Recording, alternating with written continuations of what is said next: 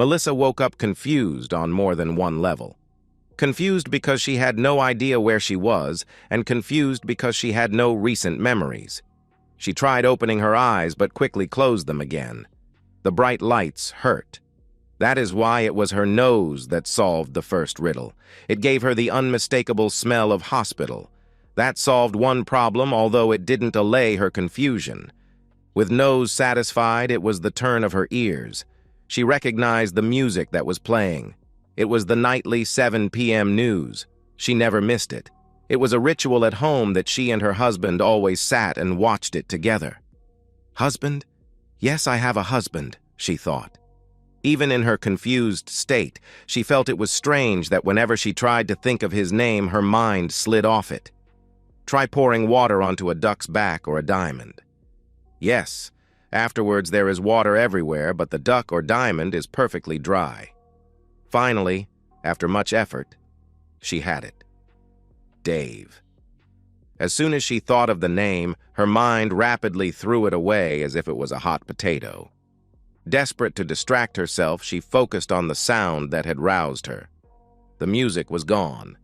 Now the newsreader was droning on. She quickly opened and shut her eyes to confirm there was a television on the wall, and then concentrated on her ears. We have received a DVD of his statement, but for legal reasons we can't show it. We can, however, read you excerpts from the transcript. A warning, parts of what follows may be offensive to younger viewers. To my darling wife, I hope my actions of today answer your questions of 3 weeks ago. Can we get past this, and can you forgive me? Clearly, my answer is no to both of those. To make the finances easy to understand, let me spell it out to you. I have canceled our car and medical insurance. I have paid off all the credit cards and canceled them. I have set up a trust to be the beneficiary of my life insurance, with my lawyer being the trustee. I added to this trust the entire contents of our bank accounts. When everything is settled, he has instructions to distribute everything to some nominated charities. Yes, I know this leaves the children with no inheritance, but they have finished their education, and I have given them the best possible start in life. I have no doubt they will be successful, and my conscience is clear. I have written to them all, explained my actions, and begged their forgiveness. No, I didn't leave out one brutal detail. I suggested that they take the example of your life from now as a lesson in why you should respect your loved ones. It is my second last lesson to them. I really wish I could be around to see how your life progresses. How will you explain yourself to our children, our friends, and the children of our friends? But by now you realize that is impossible for me to be there. For the record, I am not doing this because I am suffering from depression or anything like that. In fact, anyone analyzing my actions will see them as the product of an obviously sane and rational mind. Not that I didn't have a reason to be pushed into insanity. It is bad enough to catch your wife in bed with another man, but when she reacts by asking you to leave so they can continue, well, that could push even the strongest man over the edge. At this point, even Melissa couldn't delude herself that the words coming from the newsreader weren't aimed directly at her. She desperately forced her mind away from sensory input, but that backfired when her memory threw up visions of the incident in question. Dave had missed the monthly party of their close friend group. He was supposed to be covering the afternoon shift at the mine. She found out later that the shaft hoist had broken down, and without a second means of egress from underground, work was prohibited. The group of 9 couples had known each other for years and were all about the same stage in life, either childless or empty nesters. This month, Susan and Carl were the rotated hosts. From later research, Dave had entered the party and immediately inquired where Melissa was. Some had genuinely not known, others made excuses. Susan told him his wife wasn't there. It was Graham who gave the game away. He always was a terrible liar. He stammered out that he was ignorant of her whereabouts, but Dave didn't miss his eyes flicking up the stairs. 3 people had apparently tried to stop Dave's ascent, but to no avail. When he burst through the bedroom door to see Carl being intimate with her. That didn't stop her from opening her eyes to see her husband over Carl's shoulder. She had been holding off her excitement as she knew from experience that Carl was close. In all their time together, they had never had simultaneous bursts, and it was a goal of hers. It is often said that the closest a sane person can get to insanity is in the moments before it. That is the only way Melissa could rationalize why she simply panted, "Go away," and shut her eyes in concentration. The moment for her was spoiled, however. Her excitement was ruined. Carl was blissfully ignorant of the exchange until well after he'd finished. In mounting horror, he had joined Melissa in getting dressed and racing out to find Dave. He was gone. With this particular mental scene over, Melissa couldn't help her attention returning to the television. To the media, can I suggest you use this opportunity for some public service? You could follow my ex-wife and the others involved around for years to see the long-term effect on them. Hopefully, if it is brutal and pathetic enough, you could keep the lessons fresh in everyone's mind for a long time to come. A constant reminder of the potential consequences of disrespect. That is, unless the pond jerk takes the easy way out. I can't see that happening, though. Surely she can recognize the damage losing one parent will do and not want to compound it by the children losing both. Maybe the media can do a show on the socially correct way of ending a marriage as a counterpoint. To the people that make the laws in this country, I know we changed to no-fault divorces for reasons that seemed valid at the time, but surely it is time for a review. We now have data on the consequences of both the old and the new systems. Surely an independent review will spell out the wise way forward, old, new, or a third path. Off the cuff, can I make a suggestion? Maybe keep no fault for couples with dependent children, but go back to the old system for couples without. Resurrect the system where cheaters are punished. All we have done with no fault is create an environment where if the primary caregiver murders their spouse's love and trust, they either end up with no consequences or are actually rewarded. That's exactly what it seemed like when my lawyer told me I would end up with less than half my assets as a reward for a lifetime of fidelity and a career of risking my safety and health to provide a superior lifestyle for the cheating woman. One request, though, wise ones. Make sure the review isn't influenced by the hairy armpit Bull Dyke Brigade that seems to have an unhealthy control over our laws and is steadily advancing the cause of male subjugation. Also exclude those pansy, liberal, metrosexual, bend down and take it like a man, so-called males that help the dykes. As a last note to the lawmakers, if you keep allowing farmers to feed hormones to the animals we eat, then be prepared to have a society where gender confusion increases. Once again, Melissa's mind desperately tried to wander away from this horrible diatribe by reliving the past. After the party, Dave had disappeared for a few days, completely baffling all of her and Carl's attempts to find him. She felt no guilt about what she had done. It was all perfectly justifiable. Of course, she regretted the way Dave had discovered them, but that wasn't her fault. When he reappeared, she was quite prepared to be verbally torn to shreds. It was the medicine she knew she had to swallow. Instead, she was quite shocked by the hollow, lifeless hulk that appeared back in her life. Having had 4 days of peace to coordinate her defense, she launched it, explaining that after Susan's women's problems of 3 years ago, she'd lost the ability to enjoy love with Carl. For his sake, she'd still laid down whenever he requested, but her lack of interest was soon apparent, and that completely put Carl off his stride. Surely Dave could understand why. When Carl and Susan explained their marital problems, she saw it as her duty as a friend to help them out 2 or 3 times a month. Couldn't he see she showed her respect for her husband by making sure his own marital life had not suffered? Of course, this inevitably meant that Dave occasionally got sloppy seconds. She just couldn't bring herself to refuse him on days she'd been with Carl. After all, if she did that, it would be affecting their marital love life. She had further shown her respect for him by not letting him go down on her Carl days. That was fine, after all. It was her missing out, not him. Couldn't he see she'd protected him by being discreet?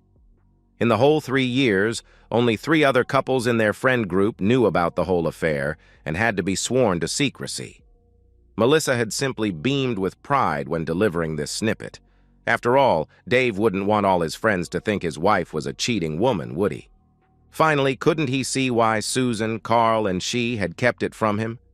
After being married for so long, she knew her husband as well as herself. She knew his pride would find it extremely difficult to allow him to share her with another man. So she had skillfully saved him that angst by keeping it secret. All these justifications had been pre-prepared before the party. The one that took the whole 4 days of Dave's absence to justify was her response on being caught. In hindsight, her statement of "go away" could have been misinterpreted as indifference. In the end, her justification was that she had been caught up in the moment. In addition, imagine if the tables were turned. Put in Carl's place. Would Dave have welcomed his excitement being totally ruined? At the end of all this, she realized David wasn't impressed. In fact, he showed no reaction at all. Feeling remorse, this was when she'd asked him to forgive her and hoped they could get over it. There was never any doubt in her mind that it was only a matter of time and patience. Over the next 3 weeks, she gave him the space to come to terms with it in his own time. They never spoke of it again, but she was relieved that he was almost back to normal, except for the strange look in his eye. In hindsight, it was as if the pilot light had gone out. He was obviously still processing things as he hardly spent any time with her, but worked on his projects in the garage. Melissa could hear his cement mixer humming away at all hours. It never occurred to her to ask why there was never any fresh concrete. Over that time, the phone had rung hot. The couples in the know worried about Dave and Mel's marriage. The previously ignorant couples pumped her for information. Feeling bad for how it might look to the uninformed, she had bent the truth slightly. She told them that Dave was fully aware of the arrangement with Carl and Susan, but had requested that she abstain that weekend as it was their anniversary. She apologized that she had dishonored that request, and that they, their friends, had to witness Dave's subsequent anger. Carl constantly asked Melissa if Dave was ready for him to apologize yet. Melissa advised him to hold off. With no intimacy from Dave, Melissa got Susan's blessing to increase her visits to Carl's bed to once a week at least. 3 weeks after the event, Melissa started putting pressure on Dave about the monthly party. It was their turn to host it. It was also time for them to show their friends that everything was back to normal and their friendship group could continue uninterrupted. She stressed that it was unfair for some of their friends to still be uncomfortable over events that had nothing to do with them. That was the first time she saw any sort of emotional reaction from Dave. He showed some excitement. Melissa remembered being relieved that he was finally ready to move on. The dates of their parties were set in stone, the last Saturday of every month. That was why it was unusual when 2 of the couples declined to come, citing previous engagements. It was a relief to Melissa that both fell into the previously ignorant category. No worries. Fewer people to continue stretching the truth to. Everyone else came, though, and the party started off very well. 30 minutes later, one of the other, previously ignorant couples left, saying something had come up. 20 minutes later, they were followed by a second. Suspicious, Melissa had kept a closer eye on the interactions between the remaining people. The mood in the house was noticeably quieter, which wasn't fully explained by the dwindling population. She watched Dave talking to Jenny and Frank from across the room. Being very perceptive, she saw the intense look on Dave's face and the downcast look on the faces of both his companions. Shaking his head, Dave moved on. Curious, Melissa followed him as he moved to Sandra and Bob. Again, the intense look from Dave. This time there were no downcast eyes, but vigorous shaking of heads and animated conversation. 5 minutes later, Sandra bid Melissa good night and the couple left. To say Melissa was angry was an understatement. What right did David have to alienate their friends? She decided to give him a piece of her mind. She stormed into the kitchen to confront him. Carl, seeing the look of thunder on her face, followed her, disobeying her instructions to stay the hell away from David. "What the hell are you doing upsetting our friends? Can't you see you are embarrassing me?" "I'm sorry, dear, just finding out who the innocent parties were and who the conspirators were." "Ah, Carl, welcome. I'm glad you're both here.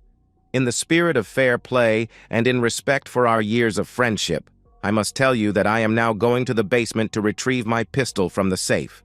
When I return, I will be shooting you both dead." With that, Dave turned and slipped out of the room. Carl tried to grab his arm, but Melissa held him back. "Come on, Carl, let's get out of here." "You're not serious, Mel. He won't do it. He's just trying to get some payback by scaring us," replied Carl. "You didn't see his eyes, Carl. Dave has green eyes. That thing had black eyes. They were the eyes of a monster. I think we created that monster. We have to get out of here now." "What about Susan?" he asked. "Leave her. She's safe. It's us it wants." That was all Melissa remembered for the moment. With no more action replays, her attention returned to the television. "To all the family and friends of people who called themselves my friends but failed to alert me to what my darling wife was up to, my profound apologies. I hope I have sent a message to our society that this unacceptable behavior should be punished. With the media's help, this lesson could last for years. If nothing else, these loathsome creatures have been expunged from the gene pool." Finally, to my former friend Carl. 35 days after me, you are going to learn the same lesson I did. That the one thing far worse than death is to abruptly lose the person you have loved unconditionally for so long. To have your heart torn from your chest and peed on while it is still beating. As I said to your cheating woman, good luck trying to explain the loss of their mother to your children, knowing in your heart that they believe it was all your fault. Your children can share in the last lesson I am giving mine, seeing how a real man dies. And good luck explaining it to all your other family and friends. I think history may judge that Susan got off lightly. Worse than death is a life spent regretting the suffering you have caused to so many. Goodbye, my friend. I'll see you in hell." Melissa lapsed into unconsciousness. Again, her mind vivid with suppressed memories. Of her dragging Carl out of the front door and hearing the deadlock click behind her. Of reaching the other side of the street where she briefly glanced over her shoulder to see Dave looking out the window at her. Of continued to run until the enormous explosion threw Carl and herself to the ground. How, just before she lost consciousness from the concussive blast wave, she instinctively dragged Carl under a truck to avoid the falling debris. The remembered pain woke her again. Now back to today's top story. A house in Mort Crater was destroyed today in an enormous explosion. 2 people outside the house were injured but are reported in satisfactory condition. A police spokesman said it was believed at least 8 people were present in the house and are feared dead. This station has determined that the house belonged to David Brown, a shot firer at the local mine. More details will be released later. Melissa lapsed into blessed unconsciousness again, but those flashbacks just wouldn't leave her dreams. She remembered Dave telling her once about the most common explosive he used at work. It was simply a mixture of a common garden fertilizer and petrol or kerosene or some type of fuel. She'd asked him if it was easy to make, and he'd replied it was simple. You just had to thoroughly mix them somehow, say in a cement mixer, then get a detonator and booster to set them off. Finally, as a merciful cloak of darkness descended over Melissa, one last collage of despair played across her memory. In the shattered remnant of her mind, she saw again Dave standing at the window of their house. In his left hand, a small yellow box from which wires dangled. Behind him peered 7 worried faces, sharing their glances between the box in Dave's hand and the fleeing couple out the window. In her mind's eye, she saw Dave's green eyes shining as his face crinkled in a smile. She watched in slow motion as he raised the box in one hand and pressed a button with the other. 2 months later. Tonight on 10, in our regular public information segment, we were going to bring you an update on Carl Weston, the lover in the infamous Brown Weston tragedy. Unfortunately, due to his tragic suicide this week, we won't be able to. Instead, we will be bringing you an interview with Dora Smith, eldest daughter of Janet and Graham Smith, one of the couples who died in the Mort crater explosion. Then we'll be bringing you an update on the spate of confession stories, divorces, and requests for counseling services flooding the country. The ACP reports the current waiting list for marriage counseling services has blown out to 3 months. Stay tuned. And so, we've reached the end of today's story. Was it what you expected, or did it take a twist you didn't see coming? I'm curious to hear your thoughts. Share them in the comments below, and let's get a conversation going. If this story kept you hooked, make sure to hit that like button. And if you're new here or just haven't subscribed yet, now's the perfect time to join our community. I bring you fresh, captivating stories every day, so click that subscribe button and turn on notifications so you never miss out. Thanks for watching, and I'll see you in the next one.